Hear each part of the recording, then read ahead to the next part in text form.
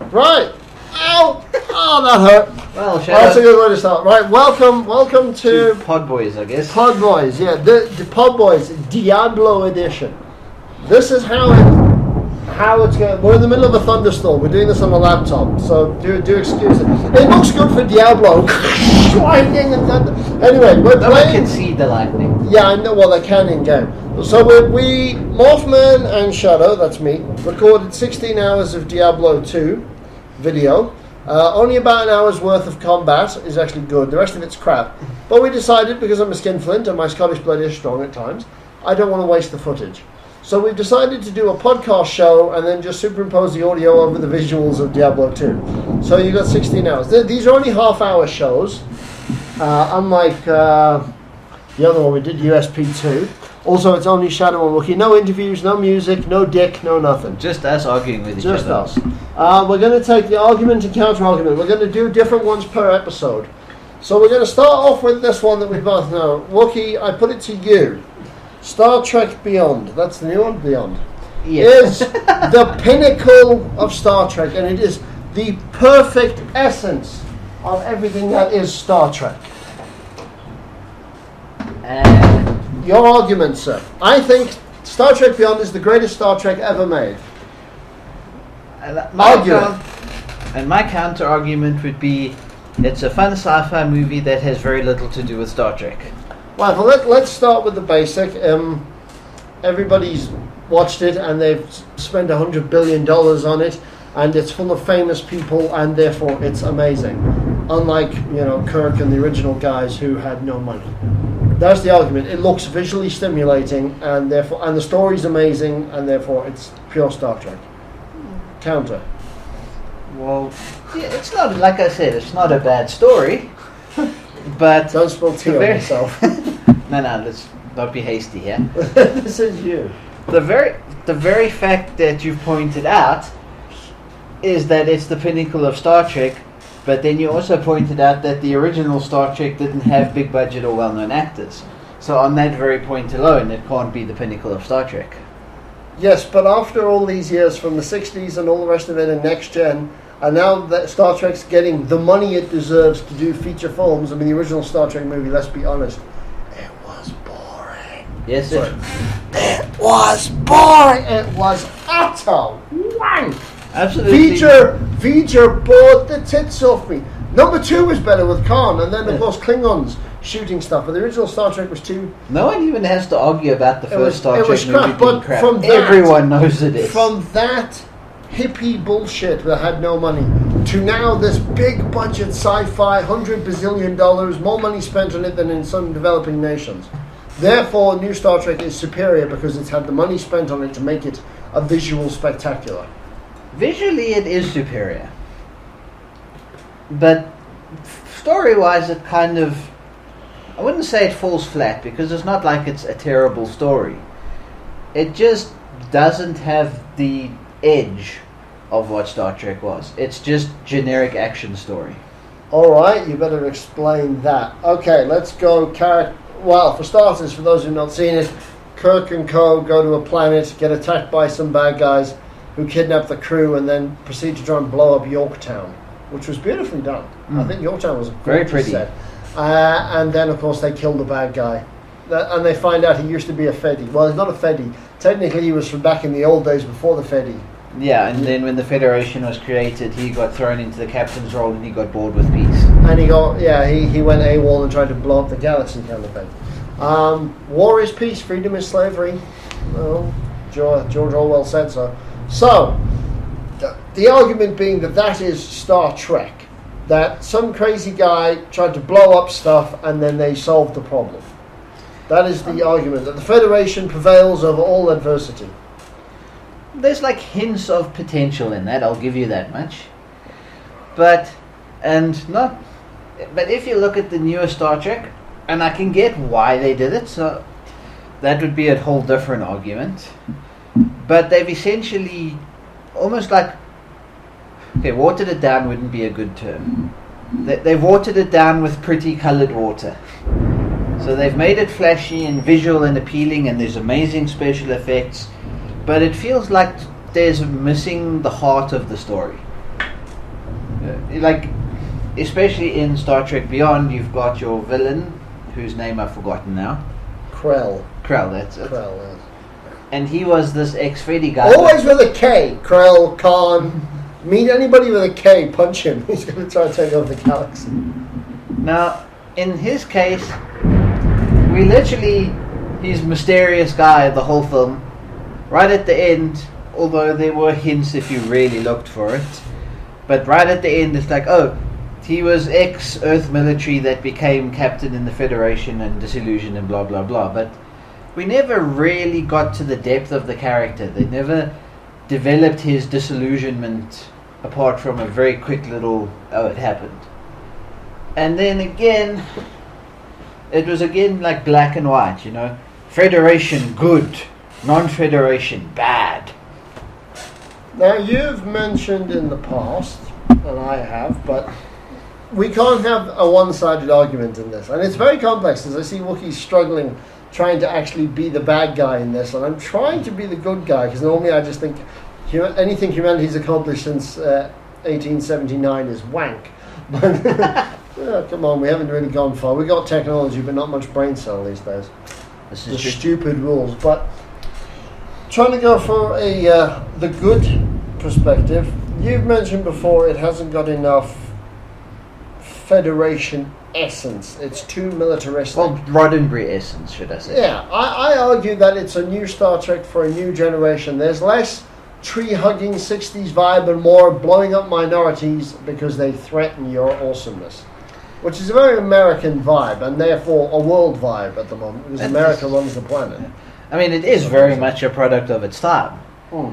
It's just that is the very core of what makes it not Star Trek anymore. Expand. I mean, okay, Roddenberry. For those who've never bothered to watch the original Star Treks and now have seen the 3 movies and think they're Trekkies and Trekkers, explain to them. Roddenberry. I'm sad like you, remember? Yeah. This is our first episode. We're still ironing out the kinks. There'll be a lot of kinks when I get to her iron, but still, that's irrelevant.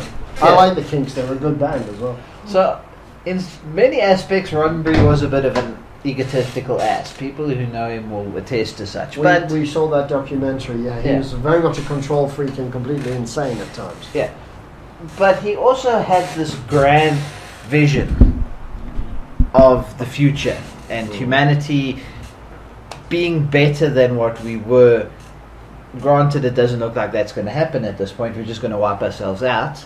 Or we're going to go like the Alien movies and just have mega corporations screwing the universe over for profit. And then wiping us out because it costs them.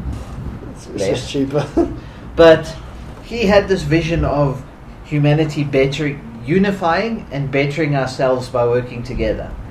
And at the very most streamlined, watered down essence of it, that is what Star Trek was about. Yeah.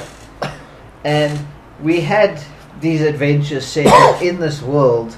And even as the various series progressed, you had the 60 series, which was very raw.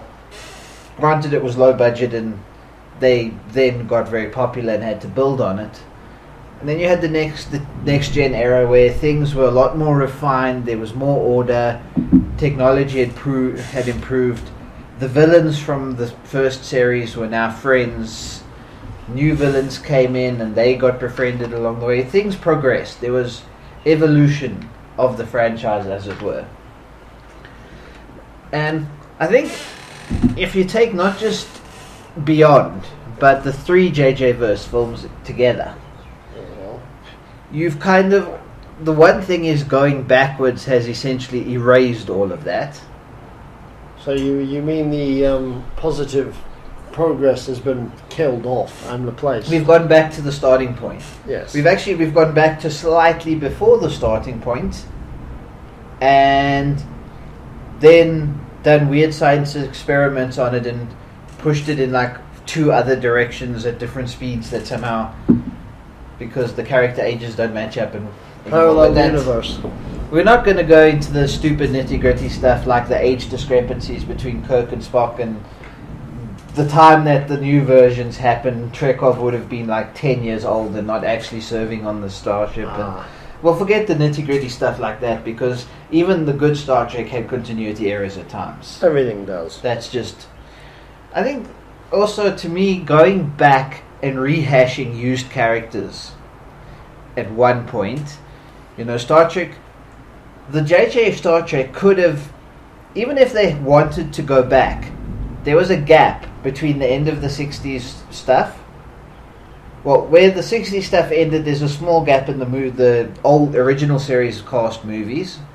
But where those movies ended and where Next Generation started, there's like 80 years. Also between Archer and Kirk, Yeah. there's a gap. So either of those two gaps, they could have taken those and pushed in new characters that would have given you a lot more freedom with what you could have done with them. True, but at the same time, new characters would have scared people because it would have been something new and not familiar. But the thing is, they were trying to appeal to new people who weren't already established Trekkies. That the whole point of the J.J. Abrams shaking up things, and I'll give him credit that it needed shaking up. Things had gotten stale.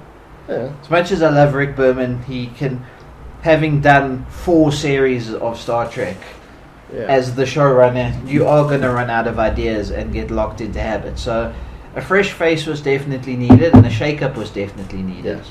But I think that shake-up would have worked better to push out fully new characters. I mean, look how when JJ took Star Wars. I was about to mention, Star Wars has proven a success and proven that JJ knows what he's doing. Yeah, and even when I was hating on JJ's first Star Trek film, I said he would be brilliant for Star Wars. And then when they announced him for Star Wars, it was like, yes, I told you. But the idea is, it's like, he didn't rehash old characters. He had cameos from a few of the original guys. Yes. But we had all these new characters created and put in, and they worked because they were the creations of the writers. They weren't. It's almost like you've got these characters that have an establishment, and now they're having to also get the direction from the new writers. So it's like, the character, but their personality is just slightly off. So to the established fan, you sort of create a disconnect. The new fan, it doesn't matter because they never knew the old character anyway, so you've gained nothing. Yes. See, that does make sense, but there were a lot of touches in the films from the original Star Trek.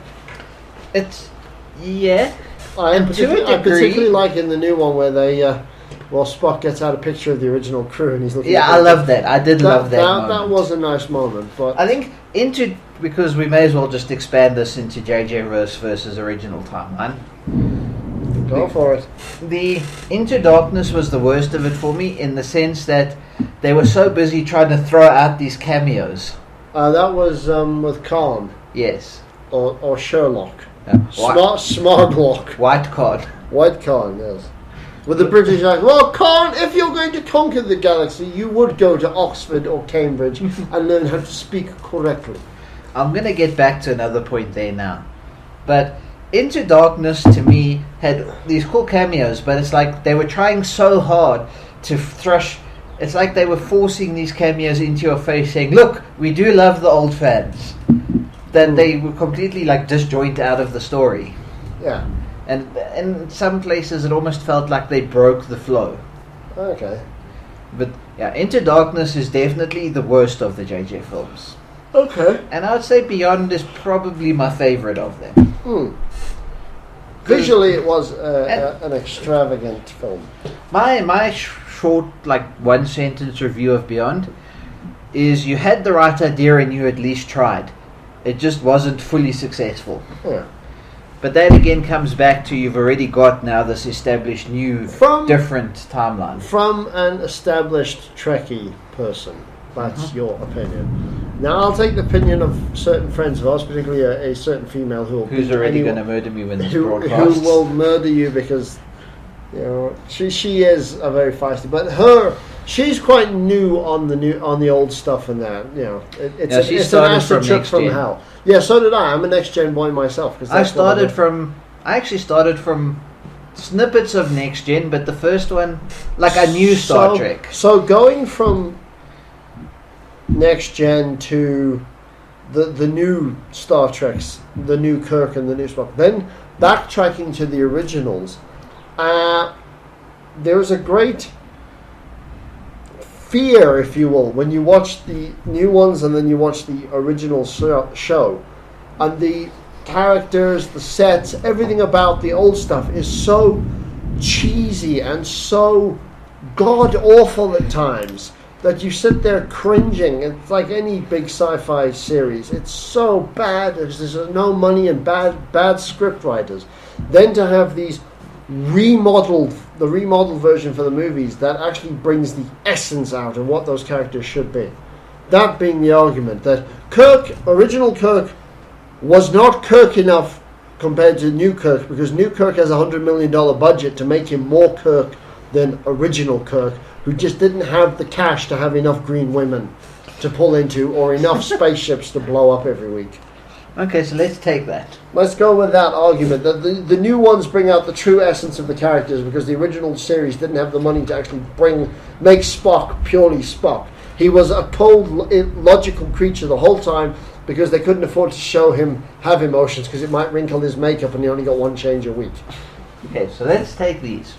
Starting with Kirk, because I've actually contemplated that one previously. Yeah, he was just, while I was talking, he was just going, ignoring you and coming up with ideas. Yes. Because I had a vague hint of what I'm going to say already, I just need to coalesce it into words. So, original Kirk was known to be roguish, yes, and he had moments where he would twist the rules if he felt it was in the name of the greater good. But he was still very much the essence of a Starfleet officer, and still very much held true to the generic code of the good of the Federation. Now, whether the Federation is really that good and whatever is its whole other argument, but hypothetically speaking, we'll take it as the good Federation as presented. Modern Kirk is a whiny brat with a stick up his ass who somehow got a command he didn't deserve.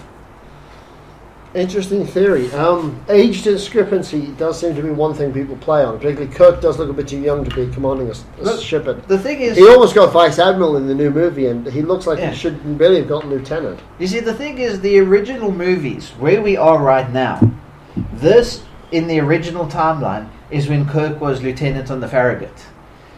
It's way back. Now, I understand in the new movie when they started with the first JJ Star Trek, they wanted to start from the beginning showing these characters coming together. Yes. And I can sort of get that because, again, you are trying to bring in fresh faces who aren't familiar, so you want to get them to bond with this family, and you want to build the connection. You're not going to throw them into the middle of this already established group, so you want to go back. But it doesn't work because they weren't together when they were back. And yes, that's why they did the whole timeline change thing, because it's the easiest cop-out for continuity errors. Yeah. But for me, the age discrepancy is like a little bit annoying. I don't mind that they went to the point where these guys were young, but then show them as junior officers. Don't somehow put all these kids as the senior bridge crew of the Enterprise just because you have to have it like that for the sake of the film. Well, Bones looks about the right age for what he should be. But Bones was the oldest of all of them anyway. Yeah. Oh, him and Scotty. Bones is okay. Spock is okay because obviously being Vulcan, he would look younger than he is. Scotty's not bad, and Simon Pegg did do a good job of him, I think. Yeah. He definitely had the essence of Scotty. Oh. I think he is even British, so drunk in halfwit. Sulu's not too bad, but again, it's a bit off having him as like the senior. But then again, it was the pilot, so that didn't matter too much about being senior. But definitely, Kirk to me seems a bit too young to be the captain. Chekhov, we've already established, was about 10 at this point in time. Yeah. So they somehow a Romulan going back in time made two Russians have sex 10 years earlier. Putin. Raven by proxy. And Uhura? Uhura's an odd one. So, no. That's just racism right there, mate. No. The concept. Let me explain myself here. Now, For original Odin Star unleashes Trek. hell upon you, yes. Original Star Trek, I love Uhura. Uh-huh. She was feisty and had style. Well, the new one does. Well, the old one had. In the movie, she had a bit of chutzpah. In the TV series, she was sort of just a black chick filling up space. Hence the argument again that the original characters who were sort of hanging around Kirk and Spock in the films have now got a personality and a whole life of their own. They all have their own set of balls. Granted, there were a lot of background characters, as it were. Yes. The original series was Kirk, Spock, McCoy. Yeah. Everyone else was technically a background character, and some of those background characters proceeded on to the movies and became established as the characters. And I'll get to that, but to finish my original thought, I just forgot her name, and that's what delayed me. Zoe Saldana, who plays her in the current movies. Yes. I've liked her in a lot of the stuff I've seen her in. So I like her as an actress, and I like the character of Uhura, but I just don't feel Uhura when I see her. She's got, like you say, she's got the feistiness and the attitude, but it's like that's all she has. The other Uhura was still very much quite sweet and quite often like mother to the crew. She was very good at keeping them together, making the peace, taking care of the people. Whereas the new Uhura seems to again be always angry and sassy with everyone. They're a crew of shit kickers, essentially. They're all fighters. Is what you're saying. Everyone there's to fight. There's no love. There's just fighting in the Federation now. So, which is kind of what Krell argued in the first point in the film. War is peace, freedom is slavery. Again, none of these things would be issues if these were original characters and these were the identities you gave them. But the fact that you've taken an established character and twisted their identity. Ow! The desk just attacked Shadow. Funny bone! Oh, My humorous bones. Carry on talking, I'll just hide in the corner. So, like I said, if you had complete... I don't mind them shaking things up a bit to bring in fresh faces because that is good for the franchise. I mean, that is in essence what Next Gen did when it came out. It shook up the franchise, brought it to... Stop dying. Ow! Christ, that hurt. But yeah, Next Gen was a complete... And they added McCoy in the first episode. Yeah, just to tie it in. Yeah, but which was cool. But like if you take original series to Next Gen, because we're really talking about the jump from the era of the franchise to its new era, right? So you had the original 60 series, which was low budget and cheesy, and it was a thing of its time. As was Doctor Who, also very cheesy. Yeah. Space filler. Yeah. I mean, it was never meant to be a big thing. It was a low budget series. Some crap kids might watch for 10 minutes. It only got renewed for the third season because of fan outrage. It was supposed to get cancelled in the second. Having water. And then that ended, and okay, you had the movies revitalize the franchise. The first one was crap, and everybody on the planet is in agreement on that. Cool idea, but in essence, I think for that movie, they just were like, they made a very long episode. They didn't understand movies work off of a different... Star Trek, the motion picture. Yeah. As in one off, never going to make another one. Yeah. And Roddenberry obviously went for more of a hippie, feel-good vibe. Actually, Star Trek was going to get a fourth season. Well, it got ended at the end of the third season. Yes. And then like 10 years later, or whenever it was, just a little bit before the motion picture came out, Roddenberry and some writers started working on, I think they called it Phase 2. But they basically started a new Star Trek series in the 70s. And they had written in Decker as the captain, that bald woman as... These were characters already there that were going to like be the new crew. Yeah. The old crew was going to shift across to this new crew, and then this new crew were going to be the characters for the series. But stuff happened that I can't remember, and it never got greenlit and ended up being scrapped. Then when the Star Wars movie came out, suddenly everyone got very interested in movies with spaceships. Again, yes. Which they then said, okay, let's take these characters and put them into a Star Trek movie. We'll take this season and we'll make it into a movie. But then the extra characters we've added will be extra characters, and we'll keep the original characters as the characters because people know them better. And then that's where the whole motion picture. But the essence, it was a long episode because none of them, I think, knew the proper pacing that a movie has to be different to a series. Yes. So, on that argument, yes, that's why J.J. Star Trek couldn't be an exact replica. Which is why I think he shouldn't have tried to replicate. He should have done something fresh. New characters, new world. I think he should have done like back because I went off on one hell of a tangent there. That's good. That's the point of these PodBoys shows. So I was going to say, okay, we're going to take the jump from the end of the 60s series to when Next Gen kicked in, and compare that to the jump from the end of Next Gen to where JJ stuff kicks in, because Enterprise went backwards already, so we'll leave that out of the argument for now. Yep.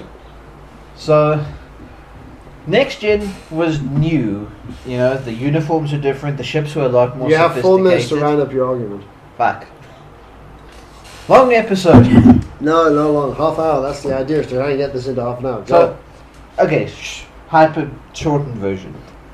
Next Gen was new, brought in a lot of new stuff, changed up stuff, but it still had that Roddenberry feel of progress and development and improvement. The universe was getting better in some shape or form. Yeah, and it still felt like Star Trek. It still had that essence of Roddenberry. Even though the Borg were the great threat to the galaxy, there was still that glimmer of hope through Human that they could actually be fixed and made like the Federation. Yeah. We are all communists in the Federation. All as one. Whereas with the jump now to J's one, we've gone backwards and we're starting from fresh and doing it differently, but with the same characters, which just creates like a disconnect to me. Okay. I think what JJ should have done is jumped like another 100 years. And I saw some concept ideas of series that could have worked, where, okay, now we're like 100 years after the end of Nemesis, like the Enterprise J. I think it was in Enterprise, where Archer gets sent into the future. Have set a series at the time of the Enterprise J. You could have had all fresh characters, all new changed up stuff. You could have had the pacing and action and pretty budget and whatever that made the goodness of this thing. Mm-hmm. But done it and still kept the original vibe, I think.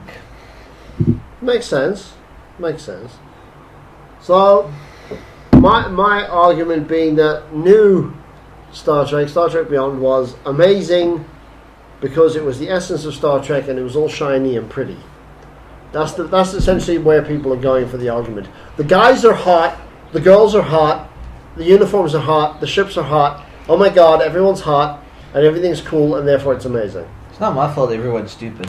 I completely agree. This is actually getting hard to try and be on the neutral. It was okay. Fuck it. I'll try and be honestly myself.